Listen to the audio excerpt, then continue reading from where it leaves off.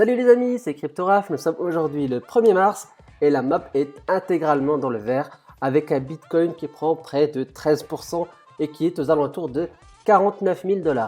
Après la clôture mensuelle d'un mois de février plein de rebonds, on peut dire que les taureaux ont commencé le mois de février 2021 sur les chapeaux de roue, mais ils ont mal géré leur course et ils ont raté le sprint final. On a également Ethereum qui nous a fait très peur au mois de février avec une perte sur la dernière semaine de moins 30%. Il revient aujourd'hui à 1530 $ avec une hausse de près de 15%. Globalement, la DeFi est intégralement dans le vert avec des hausses entre 15 et 20%. On a également BNB qui nous fait une hausse de 27% et Cake qui nous fait 33%. On a également EGLD qui nous fait 13% avec une figure chartiste validée très intéressante. On va voir tout cela en détail après une courte introduction. Le temps pour vous de liker et de vous abonner.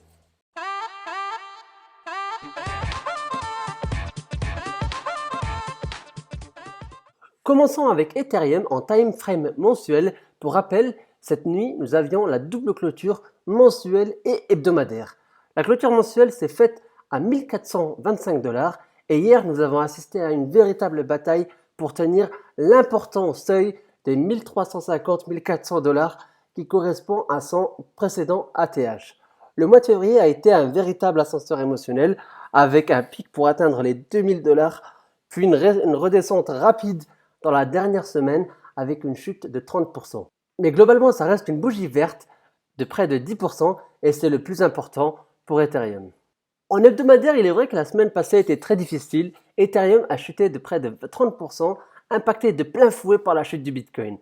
Mais avec un peu de recul, la courbe est très intéressante avec une cassure, puis de l'ATH, puis un pullback sur cet ATH. C'est une configuration parfaite pour ceux qui, comme moi, pensent que le bull run de l'ETH n'a pas encore commencé. En daily, avec l'indicateur Ichimoku, on a la Tenkan qui vient passer au-dessus de la Kijun et le cours qui vient rebondir pile ici sur le nuage Ichimoku. Ce sont des signes positifs même s'il faut rester prudent, surtout avec la lagging span qui croise la courbe. Le RSI est au plus bas depuis la grosse chute du mois de mars liée au Covid.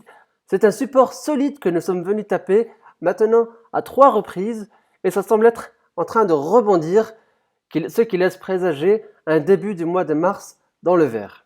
On continue avec le Bitcoin et nous sommes peut-être sur la fin de cette deuxième correction avec aujourd'hui la sortie de ce biseau descendant.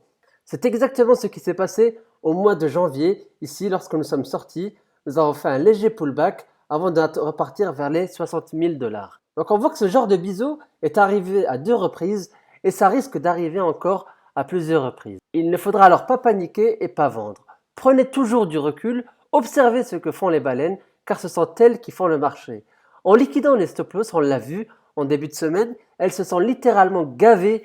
Je ne peux que vous conseiller d'enlever vos stop loss si vous investissez à long terme pour réduire le risque. Mais par contre, il faut suivre un peu les cours régulièrement.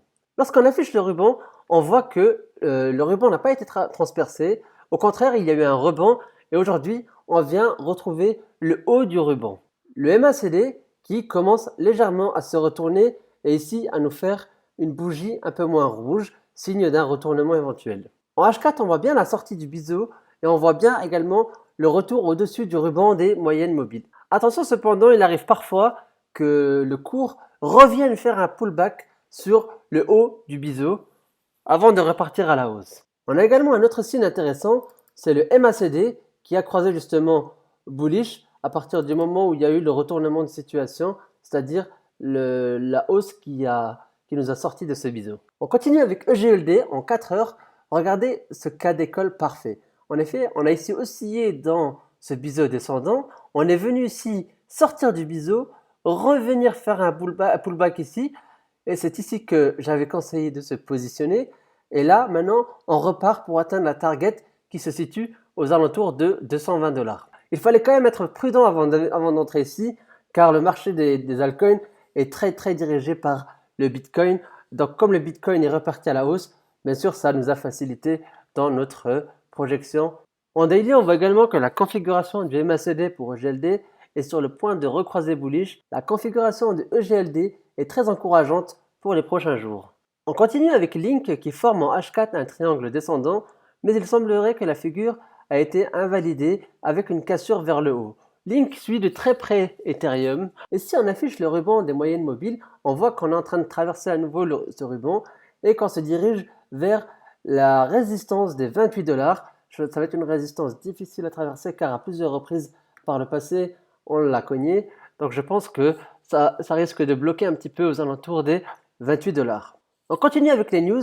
Après la clôture mensuelle, on a Plan B qui, sur Twitter, met à jour son modèle Stock and Flow et qui précise que son modèle est suivi parfaitement par le cours du Bitcoin. Pour rappel, son modèle nous amènerait d'ici fin 2021 aux alentours de 280 000 $. On continue sur Cryptost avec Tether qui reçoit une demande de rançon de 500 BTC qui fait à peu près 23 millions de dollars. À défaut, il dévoilerait, donc les malfaiteurs, des documents au public afin de nuire à l'écosystème Bitcoin.